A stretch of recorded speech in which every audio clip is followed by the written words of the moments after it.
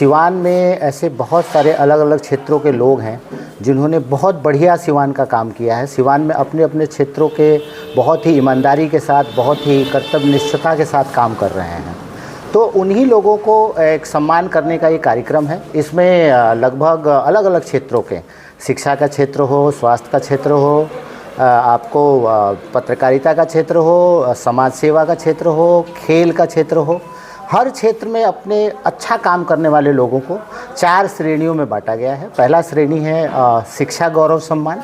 शिक्षा गौरव सम्मान में वो रिटायर्ड टीचर्स जो वर्किंग है उनको नहीं, वो रिटायर्ड टीचर्स जिनको उम्र 80 साल, 90 साल, 70 साल, 75 साल है, जिन्होंने अपना हम जैसे लोगों को, लाखों लोगों को बनाया और आज उनको कोई पूछ नहीं रहा है, उनको कोई ढूंढ नहीं रहा है, उनको हम लोगों ने निकाला है। ऐसे 30 रिटायर्ड टीचर्स को हम सम्मानित कर रहे हैं, कुछ प्लेयर्स को कर रहे हैं, कुछ अलग अलग क्षेत्रों में काम करने हुए लोगों को हम लोग चुन के और कल सम्मानित करेंगे। BA, BCom, BSc, MA, MCom करें विश्व की सबसे बड़ी यूनिवर्सिटी इग्नू से। सॉल्व असाइनमेंट्स और गाइड बुक्स प्राप्त करें। संपर्क करें Mahakal computers, DAV PG college के पास, पंच मंदिरा मोड़ से दाहिने, सिवान।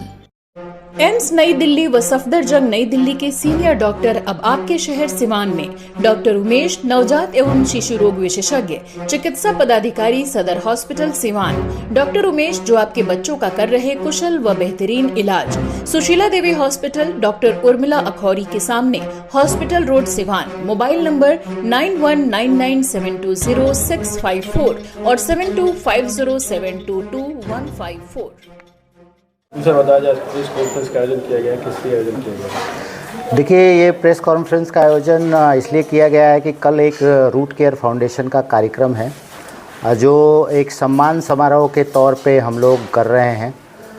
सिवान में ऐसे बहुत सारे अलग अलग क्षेत्रों के लोग हैं जिन्होंने बहुत बढ़िया सिवान का काम किया है। सिवान में अपने अपने क्षेत्रों के बहुत ही ईमानदारी के साथ, बहुत ही कर्तव्यनिष्ठता के साथ काम कर रहे हैं।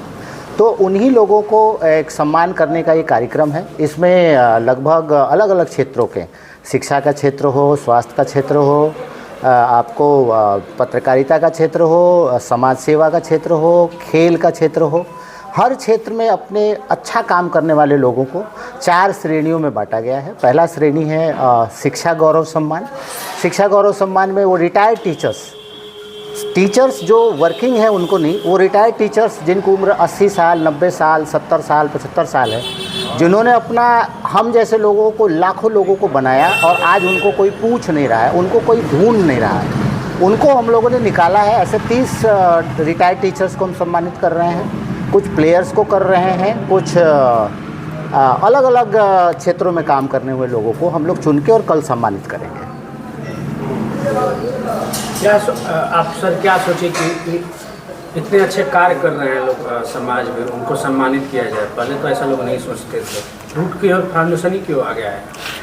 देखिए, होता क्या है कि जब आदमी इस क्षेत्र से बाहर निकलता है तो उसका सोच बदलता है। और मैं ये नहीं कहता हूँ कि जो लोग यहाँ हैं उनकी सोच ठीक नहीं है, ऐसा बिल्कुल नहीं कह रहा हूँ मैं। लेकिन रूट केयर फाउंडेशन को बनाने के पीछे यही था कि समाज का हर तबका का प्रॉपर विकास हो और समाज में जो विसंगतियाँ हैं उसको दूर किया जा सके। तो अब हम सवाल पूछना ये चाहते हैं। बहुत सम्मान समारोह होते हैं, मैं किसी का नाम नहीं लूँगा और मैं किसी को गलत भी नहीं कहूँगा, हर के अपने थॉट प्रोसेस होते हैं। लेकिन वो टीचर्स जिन्होंने हमें बनाया, जिन्होंने जो अपने टाइम के मैथमेटिक्स के, इंग्लिश के, साइंस के विद्वान हुआ करते थे, आज खटिया पे सोए हुए हैं। घर वाले तो नहीं पूछ रहे हैं, ठीक है, लेकिन हम लोग भी उनको नहीं पूछ रहे हैं। तो ये प्रयास था कि जिन्होंने काम किया है और जिन्होंने एक्चुअल काम किया है उन लोगों को लेके आए। अब मान लीजिए ये सम्मान समारोह हम पहले भी कर चुके हैं, ऐसा नहीं है कि पूरे ज़िले में, ये सिवान में ये पहला कार्यक्रम है सम्मान का।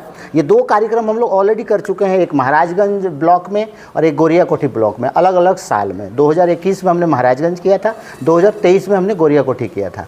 पर हमें ऐसा लगता था कि सिवान में ये करना ज़रूरी है, क्योंकि जो दूर के लोग हैं, जैसे मैरवा हो गया, जीरादेई हो गया, गुठनी हो गया, उस तरफ के लोग महाराजगंज आने में थोड़ा संकोच करते थे, और वो रिटायर्ड टीचर्स जिनको कोई लेके आने वाला नहीं है, वो कैसे 50-60 किलोमीटर जाएंगे।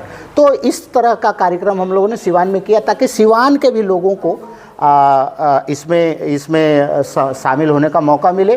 और एक चीज़ जो पीछे छूटा है वो ये है कि हम लोग 20 टॉपर्स को भी सम्मानित कर रहे हैं, जिन्होंने 10th में अच्छे मार्क्स 90% के आसपास लेके आए हैं, और 12th में 90% के आसपास लेके आए हैं। तो जो सिवान के टॉपर्स हैं उनको भी हम लोग सम्मानित कर रहे हैं, 20 टॉपर्स को सम्मानित। तो टीचर और पत्रकार समाजसेवी जो सम्मानित कर रहे हैं, तो आप एक लिमिट संख्या कर रहे हैं, लेकिन देखा जाए तो बहुत सारे समाजसेवी हैं जिन्हें सम्मान मिलना चाहिए, आप सम्मानित नहीं कर रहे, तो आखिर इतना लिमिट संख्या क्यों है? जी, लिमिट संख्या इसलिए है कि देखिए,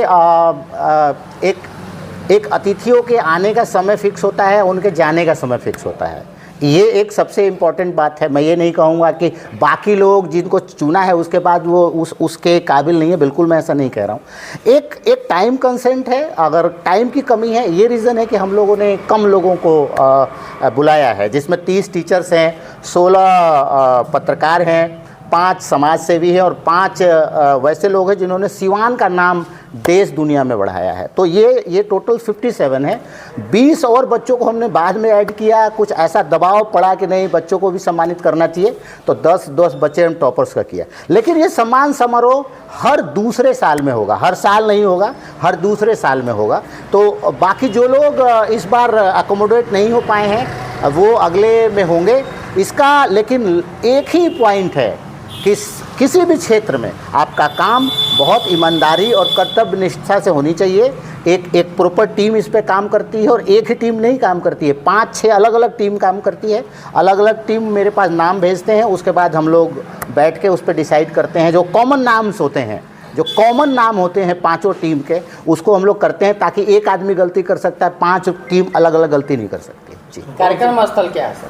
कार्यक्रम स्थल डॉक्टर आशुतोष दिनेंद्र जी का मकान है, रूपम पैलेस नाम है, बिंदुसार बुजुर्ग जगह है, वहाँ पे है, उखई मोड़ से 100 मीटर पहले हाईवे के पास। मुख्य अतिथि कौन होंगे? इसमें इसको 2 सत्रों में बांटा गया है। पहले सत्र में सिवान जिले के पुलिस अधीक्षक श्री नीरज कुमार सिंह होंगे पहले सत्र में। जेल सुपरिटेंडेंट सिवान भी होंगे पहले सत्र में, देवाशीष सिन्हा। और दूसरे सत्र जो 1 बजे से 4 बजे तक चलेगा, उसमें बिहार विधानसभा के पूर्व अध्यक्ष और वर्तमान सिवान सदर के विधायक आपके अवध बिहारी चौधरी जी होंगे। उसके बाद हमने सिवान के वर्तमान सांसद साहिबा को कहा है, उनके पति रमेश कुशवाहा जी को भी कहा है, बीजेपी के जिलाध्यक्ष, जिला उपाध्यक्ष, जिला महासचिव, आरजेडी के जिला अध्यक्ष, जिला उपाध्यक्ष, मतलब सारे जेडीयू के सब लोगों को, विधायक जो भी सिवान के हैं सब लोगों को कहा गया है, जो आएंगे, और जो नहीं आएंगे उनके अपने अपने प्रॉब्लम हो सकती है। लेकिन इस कार्यक्रम जो सेकंड सत्र है, उस कार्यक्रम में आप देखेंगे कि पूरे सिवान जिले के हर पार्टी के लीडर आपको दिखेंगे।